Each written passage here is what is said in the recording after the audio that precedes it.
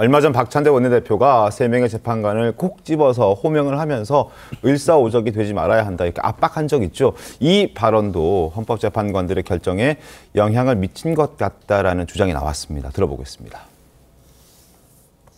김복형 재판관님, 정영식 재판관님, 조한창 재판관님, 을사오적의 길을 가지 마십시오.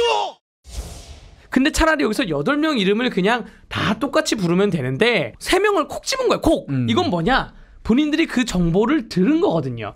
그 복도통신이라 그래가지고 네. 헌법재판소 복도에서 들려준 얘기 뭐 통신을 들어가지고 야 이거 6명이 채워져야 되는데 5대3이 지금 확고하다. 근데 지금 이런 식으로 헌법재판관 개개인을 그 을사오적이라 하면 어떠한 효과가 생기냐. 아무리 5대3으로 갈려서 성향이 갈린다 하더라도 같이 근무하는 동료인데 내 동료한테 박찬대가 소리 지르면서 을사오적을 해? 야 이거 안 돼. 우리도 넘어가.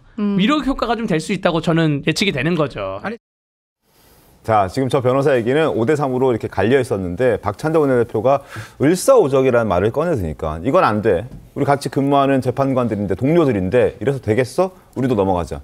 그래서 지금 급하게 선고일장을 잡았다. 그러니까 이건 저 변호사의 주장대로라면 기각의 가능성이 높다. 뭐 이런 지적을 하는 거거든요. 어떻게 좀 보셨습니까? 근데 저 변호사님 말씀하시면서 헌법재판소 복도통신이라고 얘기했잖아요. 네네. 복도통신에 얼마나 신뢰성을 줄 수 있을지 의문인데 저는 그 시기가 원래 이게 4월 4일 날 잡히지 않을 가능성이 크다는 쪽에 더 무게가 있었잖아요. 어쩌면 4월 18일이 넘어갈 수도 있는 상황에서 갑자기 4월 4일로 잡히니까 이 내부에서 대단히 큰 변화가 있었다. 이렇게 추측을 하고 있다고 생각이 드는데 헌법재판관 8분이 각각이 갖고 있는 헌법과 법률 또 양심 이것을 어떤 분위기 또는 그 헌법재판소 내에서 다른 재판관의 영향으로 의견을 바꾼다는 것은 전 상상하기 좀 어려울 것 같습니다. 네. 그러니까 이미 정해진 그 것들에 대해서 이견이 있는 대로 아니면 뭐 인용이든 기각이든 한 방향으로 빨리 정해주는 것이 우리 대한민국의 정치적 불확실성을 조기에 종식시킬 수 있다. 이런 판단을 했기 때문에 더 기일을 미룰 수는 없었을 것이다 라고 판단하고 있습니다. 그러게요. 조 변호사님, 이게 지금 막 상황이 지금 저 을사오적 강성 발언도 나오기도 했지만 야당에서 또 재판관 탄핵을 하겠다. 김어준 씨 방송에서 얘기가 또 나왔었고요. 그리고 뭐 임기 연장을 하겠다. 이런 식으로 헌재 구성원들을 흔드는 주장들도 막 쏟아지던 시점이어서 오히려 헌재 재판관들의 반발을 샀다. 이런 추론들까지 나오는 것 같은데 어떠십니까? 글쎄요. 저는 우선 그 헌법재판관들이 진영 논리라든가 외부 정치인들의 입장과 발언에 흔들리지는 않는다는 생각을 가지고 있지만 앞서 여러 패널분들께서 지금 5대3 교착설이 뭐 풀어진 게 아니냐, 그래서 선고기일이 앞당겨진 게 아니냐라는 말씀을 하셔가지고 그 부분에 대해 조금 더 말씀을 좀 드리자면 만약에 진영 논리에 국한되어서 아니면 외부 발언에 대해서 영향을 받아서 선고일을 지정한다고 한다면 저는 문영배 헌재 소장 권한대행이 선고기일을 지정하지 않았을 것이라는 생각이 듭니다. 오히려 만약에 지금 5대3이 아니라 4대4로 지금 분위기가 갈려졌다라고 한다면 본인 입장에서는 본인이 퇴임하기 전까지 선고기일을 지정하지 않을 가능성이 더 높지 않을까요? 네. 당연히 그렇게 해야지 자기가 소장 대행으로 있는 상황에서 기각 결정이 나는 그런 결정문을 쓰지 않는 상황이 오지 않겠습니까?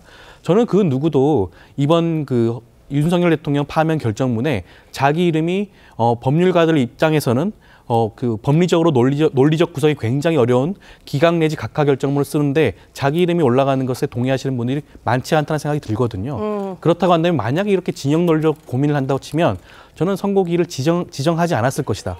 그렇다고 한다면 선고기일을 지정하였다는 것 자체가 이미 인용으로 돌아선 게 아닌가라는 그런 식으로 해석도 가능하지 않을까라는 말씀을 드리고 싶습니다. 그런데 지금 아까 말씀하신 저 을사오적 발언이나 여러 가지를 보면 이게 그 전 단계에 보면 문영배 재판장이 진영 논리에 많이 휘둘려서 자기 손으로는 탄핵 기각 결정문을 쓰지 않을 거다. 그래서 저 사람하고 이정미 재판관 그냥 두고 나간다. 뭐 그런 우려가 많았지 않습니까? 네, 그렇게 되면 이제 헌재가 완전 불능 상태에 빠지게 된다. 그런데 거기다가 민주당은 또 대통령 권한대행과 부총리도 쌍탄핵, 더 나가서 뭐 순차 탄핵, 총탄핵 이야기도 하면서 이미선 재판장 이미선 재판관 또 문영배 재판관의 임기 연장법 그 마은혁 재판관의 자동 임명법 뭐 이런 걸 막 들고 나왔단 말이에요. 근데 헌법재판관 입장에서 보면 우리가 선고하지 않고 4월 18일을 넘기면 이게 대한민국을 완전히 붕괴시키는 헌정 질서를 붕괴시키는데 자기들이 그냥 자기들의 직무유기로 모든 일이 끝나게 되고, 두 번째는 민주당이 보여주는 태도는 문영배 재판관과 이미선 재판관을 자동적으로 6개월 임기를 연장해 주겠다는 법률은 당신들은 무조건 우리 편이다라는 전제예요. 국민들이 보기에는.